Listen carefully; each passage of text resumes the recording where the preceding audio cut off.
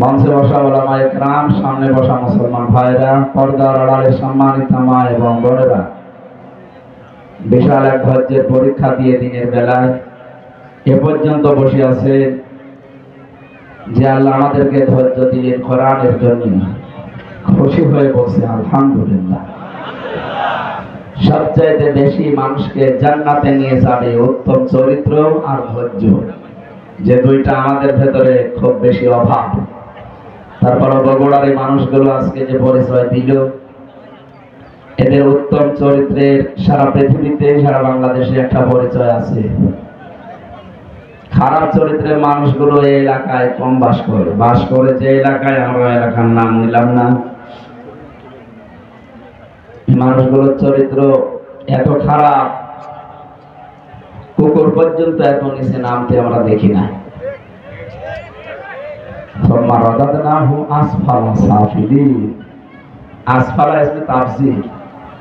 আল্লাহ তাআলা বলেন, মানুষকে আমি সুন্দর করে বানিয়েছিলাম, কিন্তু এরা নামতে নামতে এত নিচে নেমেছে।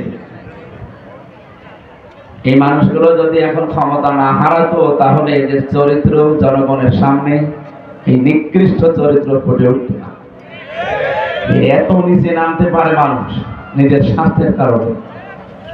আমি ইঙ্গিত দিলাম শুধু, আশা করি আপনারা জ্ঞানী মানুষ বুঝেছেন। সুতরাং আমাদের চরিত্র এবং ধৈর্য আজকে যে পরিচয় দিচ্ছেন কোরআনের জন্য। এখানে বসে আছেন, আমার এখানে ওঠার কথা ছিল সর্বোচ্চ 3টা বিকাল, তো আস্তে আস্তে আমি 4:15 পৌঁছালাম। দেরি হয়ে গেছে এই কারণে আমার কালকে মাহফিল ছিল শ্বশুর বাড়ি, চুয়াডাঙ্গা জীবননগর উঠোনে। ম্যাডাম আমার সাথে গেছে, এই কারণে এখন এমনি আমি যে 3 বছর জেলে ছিলাম, আবার জেল থেকে বেরিয়ে আজ পর্যন্ত যেতে পারিনি। এই মাহফিলের ওসিলায় গিয়েছে, ওরা বলছে একটু থাকো। এই থাকো বলতে গিয়ে প্রায় 250 কিলোমিটার এখান থেকে, এত দূর পথ আবার আসা লাগবে। আজকে বৃহস্পতিবার, মাওলানা হোসেন বলছেন খুব জাম রাস্তা। আসলে আমরাও তো মানুষ, আমরা এই 2য় 2টা 3টা নিতে চাই না।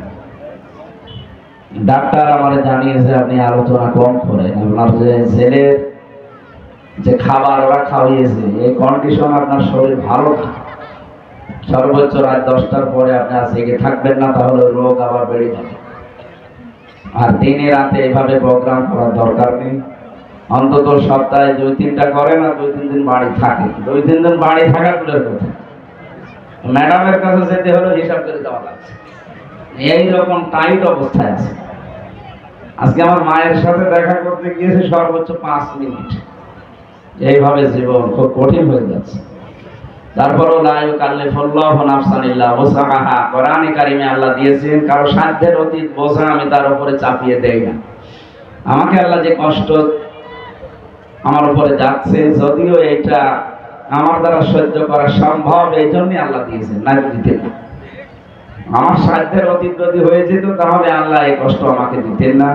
আমার সহ্যের ভেতরে আছে, এই জন্য অন্তত আমি ঠিকই আছি। আল্লাহ যেন দ্বীনের জন্য কষ্ট করার তৌফিক এবং ধৈর্য আমাকে আপনাদের মতো দান করে। আমি ক্ষমা এবং সরি আপনাদের কাছে, অন্তত ঠিক সময়ে আসতে না পারার কারণে। কষ্ট যারা পেয়েছেন একটু বসেন না কেন? জায়গাটা খারাপ নাকি? জায়গাটা কি ভেজা নাকি? বসলে তো ভালো লাগে। যারা আসতেছে দেখেন স্রোতের মতো মানুষ আসতেছে। বসেন, ওই জায়গাও পাবেন না শেষে।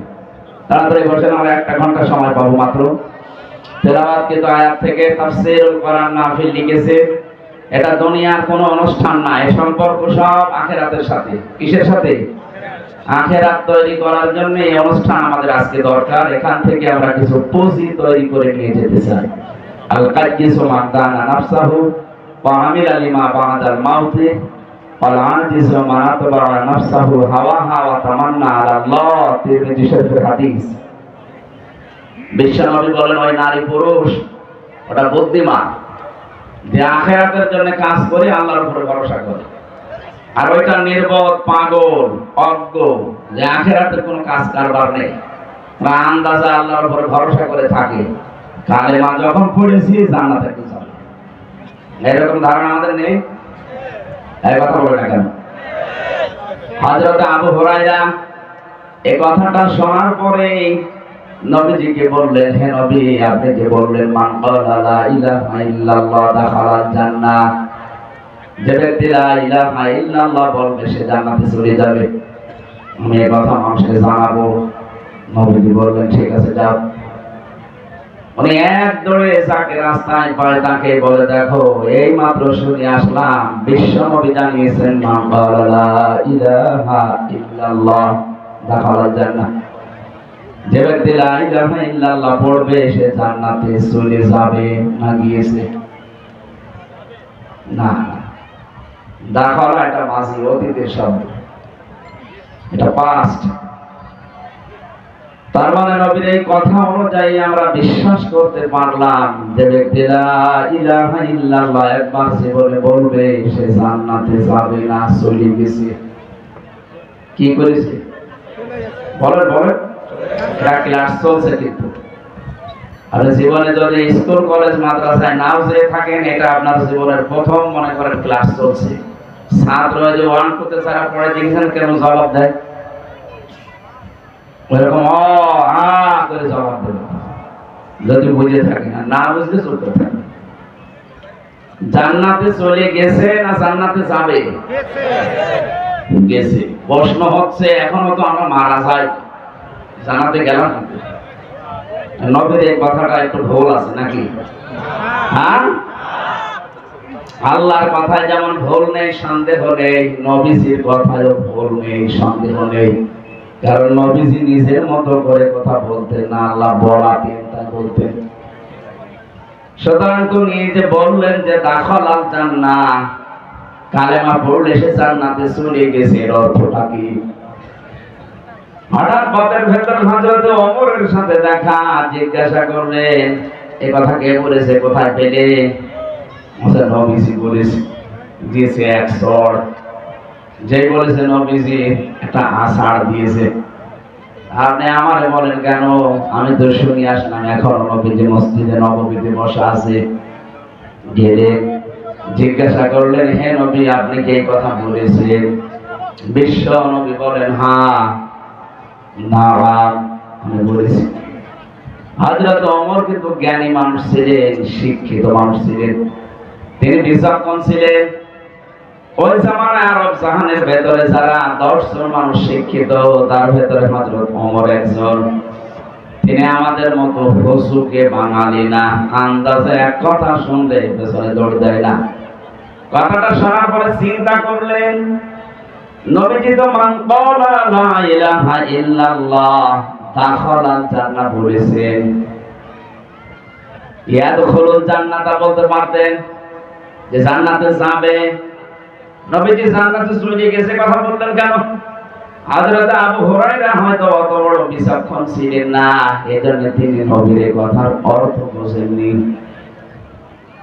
ওনাকে সাথে নিয়ে বলছেন, হে নবী আপনি এই কথা বললেন? বলে হ্যাঁ বলেছি। কেন বলেছেন? আল্লাহ আমাকে জানিয়েছে। আল্লাহ জানিয়েছে বুঝলাম, কিন্তু জান্নাতে চলে যাবে না আগে গিয়েছে কথা বললেন কি করে? নবীজি বললেন, আমি এই কারণে বলেছি, দাখালাল জান্নাহ শব্দের ভেতরে ব্যাখ্যা আছে। কোন মানুষ যদি সত্যিই মন থেকে কথা বলতে পারে লা ইলাহা ইল্লাল্লাহ, এই শব্দের ভেতরে যত হারাম কাজ আছে, নিষিদ্ধ কাজগুলো জানার পরে সে ছেড়ে দেয়। হালাল যেগুলো আছে, বৈধ আছে, জানার পরে জীবন থাকে আঁকড়িয়ে ধরে। আমি তাদের জন্য এই শব্দটা প্রয়োগ করেছি যে দাখালাল জান্নাহ, সে জান্নাত চলে গেছে। হযরত ওমর বললেন, হে নবী এই কথাটা তো বলে না, শুধু বলেছে লা ইলাহা ইল্লাল্লাহ দাখালাল জান্নাহ। তাহলে মানুষ তো নামাজ রোজা ইবাদত বন্দেগী করে ছেড়ে দেবে। এই জন্য সারা এই ধান্দায় আছে যে কালেমা যখন পড়েছি জান্নাত একদিন যাবই। ঠিক আছে, হালালকে হালাল জানা লাগবে না, হারামকে হারাম জেনে ছেড়ে দেওয়া লাগবে না। প্রশ্ন আসতে পারে, আমি জানি, জানেন, কিন্তু বাস্তব জীবনে আমাদের এগুলো প্র্যাকটিক্যালি আমল নেই। আর এটা স্মরণ করিয়ে দেওয়ার জন্য আজকের এই অনুষ্ঠান। কথা বলে ঠিক না? সুতরাং যে আল্লাহ আমাদেরকে দিনের বেলায় আমাদেরও কাজ ছিল, হাজারো কাজ বাদ দিয়ে কোরআনের জন্য ময়দানে নিয়ে আসলেন, কোরআনের তাফসীর শোনার জন্য। খুশি হয়ে বলেন আলহামদুলিল্লাহ।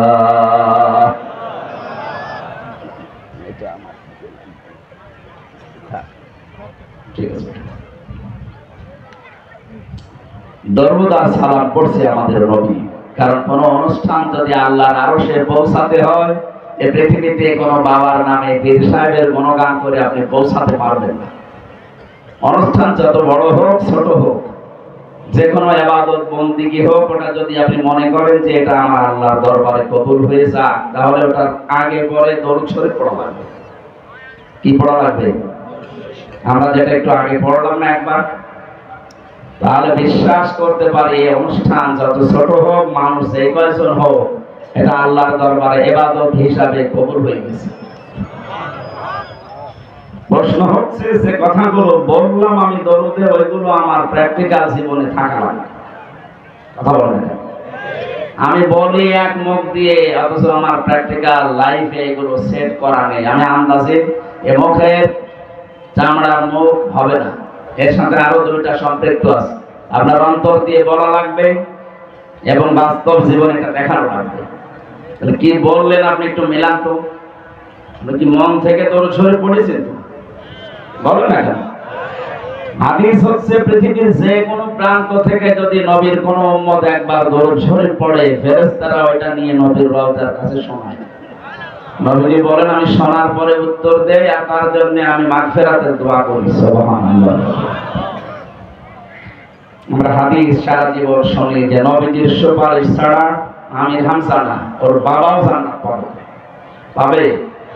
আপনি নিজের ইবাদত বন্দেগী একেবারে আকাশ পরিমাণ করলেও জান্নাত যেতে পারবেন না, বিশ্ব নবী যদি আমাদের জন্য সুপারিশ না করে। সেই হিসাবে আমার বর্ণনা যে কথাগুলো বললাম, দেখেন তো আমরা সুপারিশ পাবো কিনা। এক নম্বরে বলেছিলাম আল্লাহুম্মা, হে আল্লাহ, সাল্লি আলা, তুমি রহমত নাযিল করো। এখানে সাল্লুন শব্দের অর্থ চারটা। সাল্লুত মানে রহমত নাযিল করা, সাল্লুত মানে দরুদ শরীফ পড়া, সাল্লুত মানে নামাজ পড়া, সাল্লুত মানে মাগফিরাত কামনা করা। আমার আল্লাহর কাছে চারটা, যেটা যার সাথে মিলবে তার সাথে লাগাবেন। এখন যদি সাল্লুন শব্দের বাংলা অর্থ আপনি এখানে ধরেন যে মাগফিরাত কামনা করা, সৃষ্টি জগতে আমরা যারা অপরাধ করি তারা মাগফিরাত কামনা করলে মানায়। কথা বলেন কেন? তো বিশ্ব নবীর জন্য মাগফিরাত কামনার দরকার নেই, কারণ তার আগে পরে সব অপরাধ আল্লাহ মাফ করে দিয়েছে। মা তাকদ্দামা মিন যামবি, তার আগে পরে কোনো অপরাধ নেই, সব আল্লাহ নিজ গুণে ক্ষমা করে দিয়েছে। দ্বিতীয় অর্থ হচ্ছে সাল্লুন মানে নামাজ পড়া। এখানে তো আমরা নামাজ পড়লাম না, এই যে কিছুক্ষণ আগে পড়লাম ওই নামাজ না। এই দরুদের ভেতরে কোনো নামাজ পড়েছি? বলেন বলেন, এইটা না। যার জন্য যেটা মেলে তাকে সেই জায়গায় লাগাবে। 3 নাম্বার রহমত নাযিল করা, এটা নিচে। আমরা তো আল্লাহকে বলতেই পারি, হে আল্লাহ তুমি রহমত নাযিল করো। সাল্লি আলা, আলা মানে উপরে, মুহাম্মদ, মুহাম্মাদের উপরে। আপনি যখন মনে মনে এই কথা বলেন যে আল্লাহুম্মা সাল্লি আলা, হে আল্লাহ তুমি রহমত নাযিল করো, আল্লাহ যদি বলে কার উপরে, আপনি নিজেই যেন জবাব দিচ্ছেন আলা মুহাম্মদ, কার উপরে। এক কথা বোঝা লাগবে, আপনি শুধু খেলা করার জন্য আসেন না। এত কষ্ট স্বীকার করে, টাকা পয়সা খরচ করে, সময় ব্যয় করে আপনি বসে আছেন, একেবারে চাতক পাখির মতো শুনতেছেন, বোঝার জন্য শুনেন। আপনি কিন্তু বলেন না যে আলা মুহাম্মদ, প্রথমে বলেছিলেন আল্লাহুম্মা সাল্লি আলা, হে আল্লাহ তুমি রহমত নাযিল করো। আল্লাহ যেন হঠাৎই প্রশ্ন করছে, বান্দা কার উপরে? আপনি কি বলেছেন আলা মুজিব, মুজিবের উপরে? কথা বলেন না। আপনি বলেছেন আলা জিয়া, জিয়ার উপরে? পৃথিবীর কারো নামে আপনি বলেছেন, কি বলেছিলেন? আলা মুহাম্মদ, মুহাম্মাদের উপরে তুমি রহমত নাযিল করো। আল্লাহ যেন আবার আপনাকে প্রশ্ন করছেন, নারী হন আর পুরুষ হন, যে মুহাম্মদটাকে আমি একা না, সবাই মিলে এক বাক্যে জবাব দিয়েছি, সাজ্জিদিনা, মুহাম্মদ আমাদের নেতা। আমি কি আমার নেতা বলেছি? বলুন বলুন। তাহলে সাজ্জিদ তো বলতাম যে আমার নেতা। সাজ্জিদিনা একালি টান দিলেন, জামা মতা কাটলে আমরা সবাই মিলে বললাম, আল্লাহ সাজ্জিদিনা, মুহাম্মদ যেমন তেমন মানুষ না, উনি আমাদের সকলের নেতা। দরুদের ভেতরে আপনি আমাদের নেতা বলে স্বীকার করে নিলেন। এখান থেকে পরিবারে, সমাজে, রাষ্ট্রে গিয়ে আর মুহাম্মদ রাসূলুল্লাহ নেতৃত্ব মানতে চান না। আপনি এইরকম দরুদ যদি কিয়ামত পর্যন্ত পড়েন, আল্লাহর রহমতে মাহফিল কবুল হওয়া দূরের কথা, আর নিচে না থাকে। আমার কথার অর্থ বুঝেছি? যেটা পড়ছেন এটা আমাদের বাস্তব জীবনে নিয়ে যাওয়া লাগবে না? সাজ্জিদিনা পড়লে আপনার জীবনের একমাত্র আদর্শ নেতা হবে মুহাম্মদ সাল্লাল্লাহু আলাইহি ওয়াসাল্লাম। আমি আশা করছি নরম ভাষায় কথা যাই বলেছি আপনি বুঝেছেন। যদি না বোঝার ভান করে থাকে, হামজার বাপ আসলেও আপনি ওয়াজে কিচ্ছু হবে না। সুতরাং যারা দরুদ পড়লেন, এটা এখন থেকে সাজ্জিদিনা আমার নেতা না, আমাদের নেতা। কার নেতা? আমাদের নেতা মুহাম্মদ রাসূলুল্লাহ। এতটুকু শেষ করেন। আপনি আরেকটু বাড়িয়ে বলেছেন সাজ্জিদিনা মাওলানা। মাওলানা মানে আমির হামজা। মাওলানা মানে অভিভাবক, পথ প্রদর্শক, গাইডলাইন দাতা। যিনি আমাদেরকে পৃথিবীতে জান্নাতের পথ দেখিয়েছেন, তিনি আমাদের আদর্শ অভিভাবক। এই জায়গায় শব্দগুলো বাংলাদেশ, ভারত, পাকিস্তানের মানুষেরা বেশি ভুল করে। আপনি দরুদের ভেতরে পড়ছেন মাওলানা, সে তো আমার না, আমাদের সকলের অভিভাবক, পথ প্রদর্শক, গাইডলাইন দাতা। অথচ এখান থেকে দরুদ পড়ে বাইরে গেলে নবীজির পথ মতো আর চলতে চান না। তখন নিজে একটা পথ বের করে নেন। আপনি নবীজির 63 বছরের পুরা জীবন পড়ে দেখেন তো, আপনি যে জিকির করেন, এই জিকির নবীজি জীবনে এইভাবে করেছে কিনা? আপনি যে বললেন মাওলানা, তিনি আমার গাইডলাইন দাতা, যেভাবে গাইডলাইন দেয় আমি ওইভাবে ফলো করি, তো আপনার জিকির তো নবীজির ফলো অনুযায়ী হচ্ছে না। সুতরাং আজকে থেকে সিদ্ধান্ত নিয়ে যাবেন, আমি যাই করি না কেন, যদি আমি টয়লেটেও বসি, আমি মাওলানা এ ঘোষণা দিয়ে এসেছি বগুড়ার মাটিতে, যে আমি গাইডলাইন পাবো, নবীজি যেভাবে টয়লেটে গিয়েছি আমি ওইভাবে যাব। এই কথা বুঝতেছেন? মনে হয় ফ্যানটা একটু ঘুরিয়ে দেবে, আমার সমস্যা হচ্ছে। কেন এখান থেকে একটু টান দেওয়া যাচ্ছে না? একটু ঘুরিয়ে দিলে তো হয়। না না, ওইদিকে থাক, যারা আছে তাদের লাগবে। ঠিক আছে, বসে। আমার মনে হয় এখানে শিক্ষিত মানুষ আছে, এরা যা শুনছে যেভাবে, যদি মানতে পারে মাহফিল সাকসেস। আর যদি এখানে সব রেখে চলে যায়, তো আমার বেকার খালি বকবক করা হবে। একটু খেয়াল করে বিবেকটা কাজে লাগাবেন আজকে। আপনি টয়লেটে গেলেন, মুহাম্মদুর রাসূলুল্লাহ যেভাবে গিয়েছে ওইভাবে ডান পা দিয়ে প্রবেশ করলেন, হবে?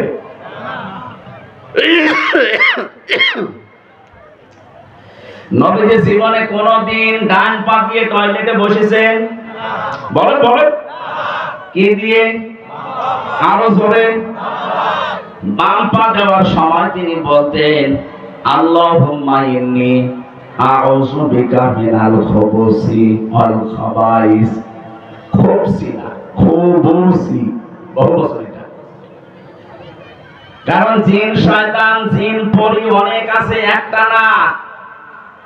পৃথিবীতে সবচাইতে বেশি শয়তান আনন্দ পায় নারী এবং পুরুষের লজ্জা স্থান দেখে। কারণ শয়তান যৌনবাদী ও যৌনতা ছড়াতে ভালোবাসে। আমরা যেহেতু সব জায়গায় পোশাক আশাক পরে থাকি, টয়লেটের সময়টা লজ্জাস্থান উলঙ্গ করা লাগে, উন্মুক্ত করা লাগে, এই জন্যও ওখানে বসে থাকি। নবীজি শিখিয়েছেন ওখানে যাবার আগেই বলবা আল্লাহুম্মা, হে আল্লাহ, ইন্নী, অবশ্যই আমি, আউযু বিকা, তোমার কাছে আশ্রয় চাই, সাহায্য চাই, মিনাল খুবুসি ওয়াল খাবাইস, যত রকমের জিন পরি যা আছে দুষ্টু যারা ওপেতে আছে আমার লজ্জা স্থান দেখার জন্য আমি ওদের থেকে আশ্রয় চাই। বিশ্বনবী বলেন এটা পড়ার পরে যখন মানুষ টয়লেটে বসবে এই শয়তানের চোখে ধুলা লেগে যায়। এখান থেকে একটা মাসলা বের হয়, শয়তান যৌনবাদী ও যৌনতা ছড়াতে ভালোবাসে। আমাদের যৌনাঙ্গ যতটুকু একজন পুরুষের জন্য এই নাভি থেকে শুরু করে হাঁটু পর্যন্ত ঢেকে রাখা এটা ফরজ। এটা কি ফরজ? নামাজ পড়া যেমন ফরজ, একটা পুরুষের যদি পোশাক আশাক থাকে তাহলে তার নাভি থেকে হাঁটু পর্যন্ত মাস্ট বি ঢেকে রাখাই লাগবে। যদি এতটুকু কাপড় না থাকে তাহলে আপনার এই গুনাহ হবে না। কাপড়ই নেই, মাপ, কাপড় থাকলে মাস্ট বি এতটুকু ঢাকাই লাগবে। একজন পুরুষ মানুষ যদি নাভি থেকে হাঁটু পর্যন্ত ঢেকেও নামাজ আদায় করে তার নামাজ হয়ে যাবে, কিন্তু একজন মহিলা যদি নাভি থেকে হাঁটু পর্যন্ত ঢেকে নামাজে দাঁড়ায় ওর নামাজ হবে না, না হবে না। কারণ ওর ফরজটা একটু বেশি। ওর মাথার চুল যদি সেজদায় দিতে গিয়ে, রুকু দিতে গিয়ে দেখা যায় ওর নামাজ ভেঙে যাবে। এই জন্য মেয়েদের শাড়ি পরে আমার মনে হয় নামাজ শুদ্ধ হয় না। মেয়েরা যারা শাড়ি পরে নামাজ পড়েন এটা বাদ দেবেন, আপনি সালোয়ার কামিজ বানাবেন। আমার মনে হয় সালোয়ার কামিজে খরচও কম হবে, ফরজ পর্দা আদায় হবে, নামাজও সুন্নত অনুযায়ী হবে। আমরা স্বামী যারা আছি তারাও বেঁচে যাব। 3000 5000 টাকা দিয়ে শাড়ি না কিনে 450 500 টাকা দিয়ে সালোয়ার কামিজ বানানো হয়ে যায়। মেয়ে লোক তো ঝামেলা ও সাথে মানতে চাই না। সম্মানিত মা বোনেরা,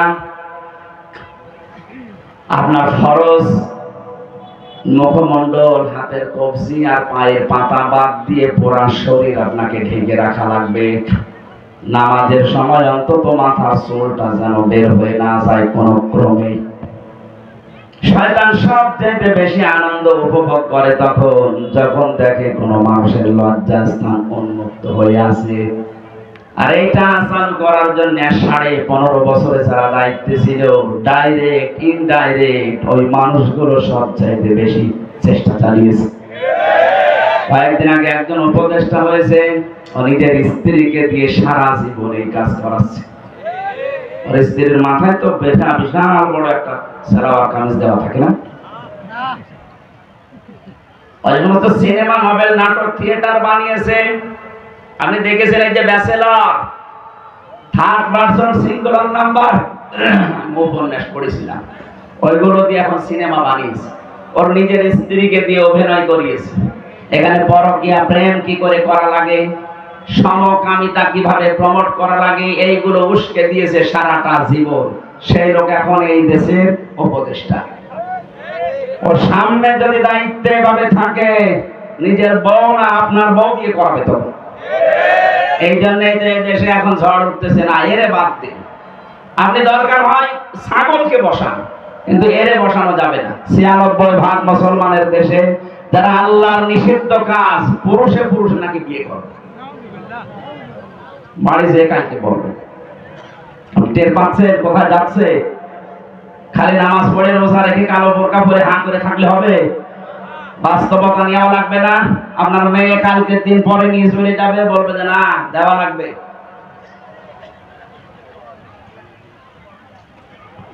যেটা বোঝানোর জন্য বলছিলাম, বিশ্বনবী বলেন যখন আপনি দোয়া পড়ে বসলেন, 8 মিনিট 10 মিনিট আপনি কাজ করলেন, বের হওয়ার সময় বলবেন গফরানাক, বাম পা দিয়ে বের হবেন।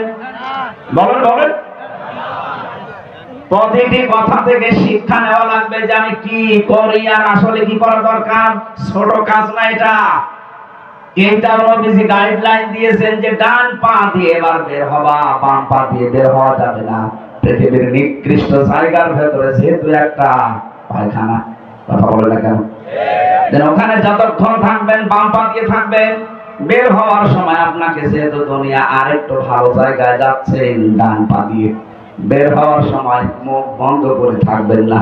প্রথমেই বলা লাগবে গোফরানাক, হে আল্লাহ আমি মাফ চাই। কেন?